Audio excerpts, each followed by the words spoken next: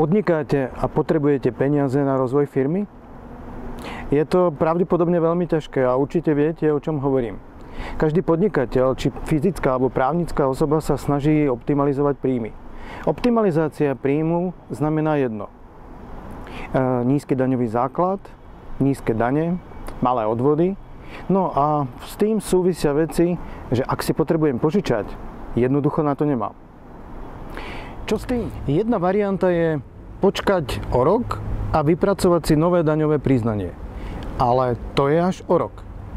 Od určitého obdobia sa snažím ľuďom podnikajúcim nájsť riešenie, ktoré by túto situáciu možno predvídalo.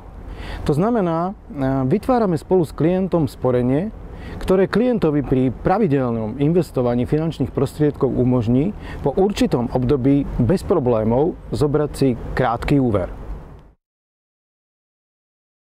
Klasický podnikateľ, podnikajúci v oblasti služieb, človek, ktorý má hypotéku, človek, ktorý má spotrebné úvery, no a človek, ktorý potrebuje peniaze na rozvoj firmy.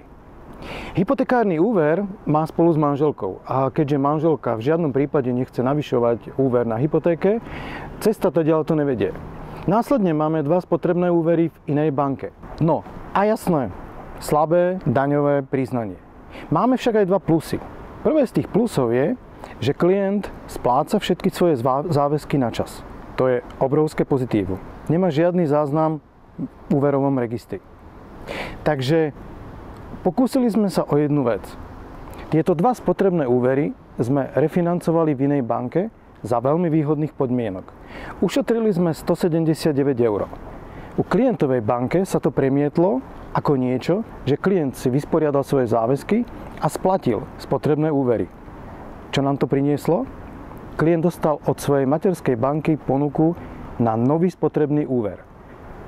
Na starých sme ušetrili a za ušetrené peniaze sme získali nový spotrebný úver. Viem, že je to možno v tejto chvíli jednoduché. Ale jednoduché je možno niekedy geniálne.